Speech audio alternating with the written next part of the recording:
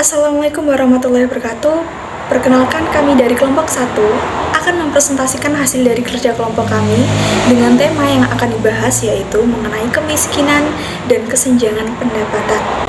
Baik, dengan saya sendiri, Sinta Indira dengan NIM 20627, dan rekan saya, Lili Rizky Amalia dengan NIM 20612, Jihan Ika Syafira dengan NIM 20613, Khalimatus Salsabil dengan NIM 20638, Sulis Hawazanatul Makrifah dengan NIM 20640, dan yang terakhir, Ervina Kusuma Wardani dengan NIM 20667.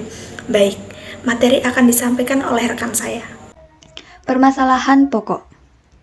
Permasalahan pokok yang saat ini sedang terjadi yaitu kesenjangan ekonomi, ketimpangan distribusi pendapatan, atau tingkat kemiskinan jumlah orang yang hidup di bawah garis kemiskinan.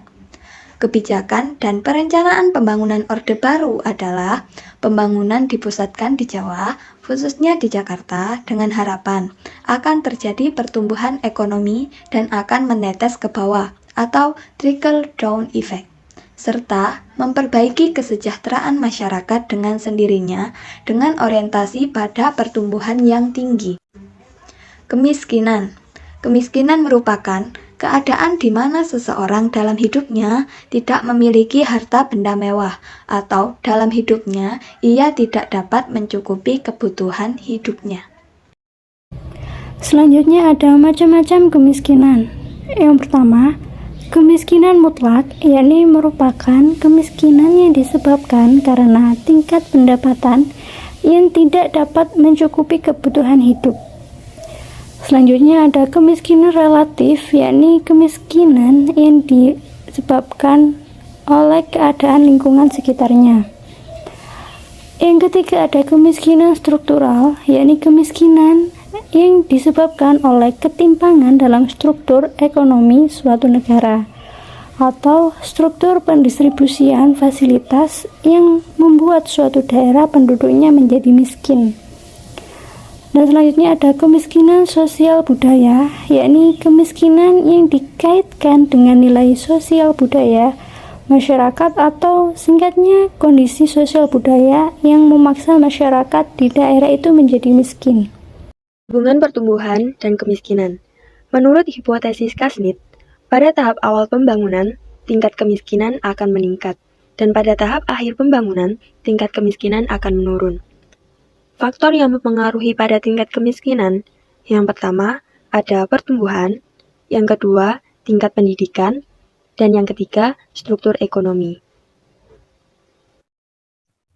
Indikator kesenjangan dan kemiskinan.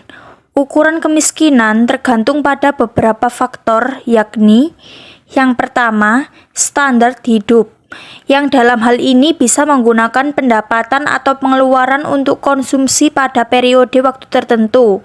Yang kedua yaitu poverty line, di mana individu dikategorikan miskin. 3 pilar utama strategi pengurangan kemiskinan. 1. Pertumbuhan yang berkelanjutan. 2. Pemerintahan yang baik. 3. Pembangunan sosial. Yang dimaksud 3 pilar tersebut adalah pemerintah harus mendorong pembangunan sumber daya manusia dalam strategi pengurangan kemiskinan, seperti penguatan pembangunan desa dan akses kewirausahaan bagi masyarakat juga harus diperhatikan dengan adanya dukungan dari lembaga keuangan mikro. Kebijakan pemerintah pusat maupun daerah tersebut harus disinergikan dan lebih berorientasi untuk memberdayakan masyarakat miskin.